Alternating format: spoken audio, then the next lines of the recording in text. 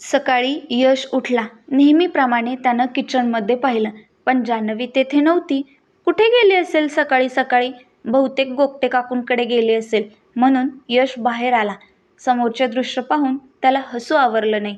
साडी नेसलेली जान्हवी तुळशीसमोर पूजेचं ताट घेऊन उभी होती. तिने तुळशी वृंदावनातील वाळलेली पाने बाजूला केली. तुळशीला स्नान घातलं, तिला हळद कुंकू वाहिलं, समोर उदबत्ती लावली, दिवा ओवाळला, 5 प्रदक्षिणा घालून मनोभावे नमस्कार केला. यश दारातच उभा होता. तो अजूनही हसतच होता. यश, का हसतोयस? हे आत्ता तुझं काय चाललं होतं? काय म्हणजे? तुळशीला पाणी घालत होते का?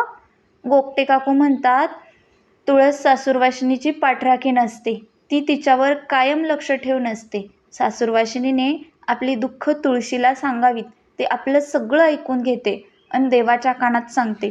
आपल्यासाठी देवाकडे शिफारस करते. त्यामुळे तुळशीची काळजी घ्यावी, तिला बहीण मानावी, रोज पाणी घालून नमस्कार करावा.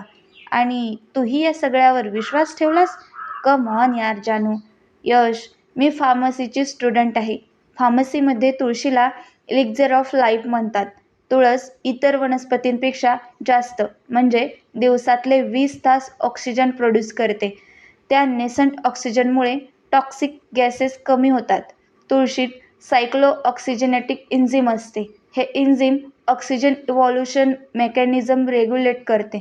त्यामुळे तुळस इन्सेक्ट रिपेलेंट आहे.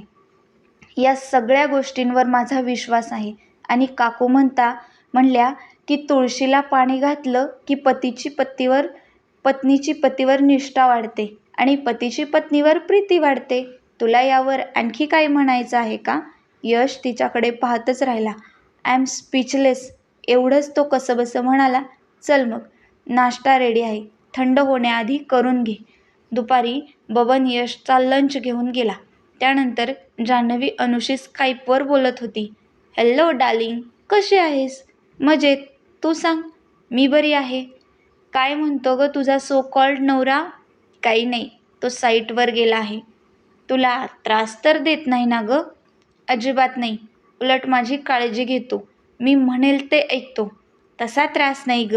रात्री बेडवर त्रास देतो का ते विचारते मी. चल, चावट कुठली. तू जरा मॅड आहेस का? आमच्या दोघात तसं काही नाही आहे. माझ्याशी खोटं बोलू नकोस जेनी. तुला आणि यशला मी चांगलं ओळखते. You had definitely sex with him. खरं सांग, तुला माझी शपथ आहे. जेनीनं काहीच उत्तर दिलं नाही. ती फक्त लाजली. तुझ्या गालावरची ब्लशच सांगतेय तुमच्यामध्ये काय काय घडलंय ते. काय खरंय ना? हो, खरंय. बस, झालं तुझं समाधान? तू आता माझी उलट तपासणी घेणार आहेस का? So finally Yash Pradhan lost his virginity. You are lucky and so special from him. यशला अट्रॅक्ट करणं एवढी सोपी गोष्ट नाही.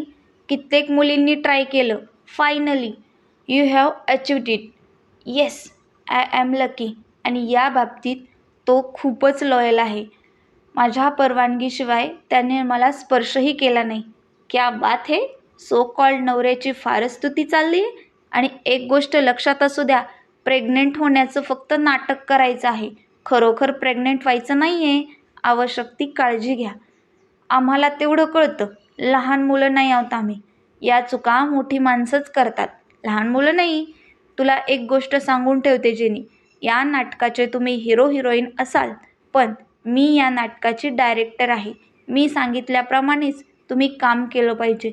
कुठल्याही परिस्थितीत हे नाटक हिट झालंच पाहिजे. फ्लॉप शोची मला सवय नाही. मी काय म्हणते ते कळतंय ना तुला? हो ग, मला सगळं माहीत आहे. आणि नेक्स्ट वीकमध्ये तुमच्या नाटकाला महिना पूर्ण होईल. त्यामुळं दोघं डिस्कस करून प्रेग्नन्सी कधी डिक्लेअर करताय हे सांगा. ठीक आहे? चल, बाय, टेक केअर. हो, आम्ही कळवतो तुला. बाय. अनुशी बोलल्यावर जान्हवीला उगाचच टेन्शन आलं. रात्री झोपताना जान्हवीने हा विषय काढला. यश, दुपारी अनुचा फोन आला होता. अच्छा, काय म्हणतायत मॅडम? पुढच्या आठवड्यात मला इथे येऊन 1 महिना पूर्ण होईल. आपण प्रेग्नन्सी कधी डिक्लेअर करणार आहोत हे विचारत होती. हो, माझ्या लक्षात आहे. आपण या वीकमध्ये काय सांगायचंय याची नीट प्लॅनिंग करू, रिहर्सल करू आणि 10 ते 15 दिवसात प्रेग्नन्सी डिक्लेअर करू. अनुला फक्त रिपोर्ट्स आणि मेडिकल सर्टिफिकेट पाठवायचे सांग. बाकी दिवस कसे गेले ते कळलं पण नाही. महिना इतक्या लवकर संपेल असं वाटलं नव्हतं. ही कथा तुम्हाला कशी वाटते? तुमच्या प्रतिक्रिया कमेंटद्वारे नक्की सांगा. पुढच्या भागासाठी चॅनलला सबस्क्राईब करून ठेवा.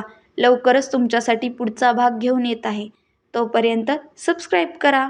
व्हिडिओ पूर्ण पाहिल्याबद्दल तुमचे खूप खूप आभार. धन्यवाद.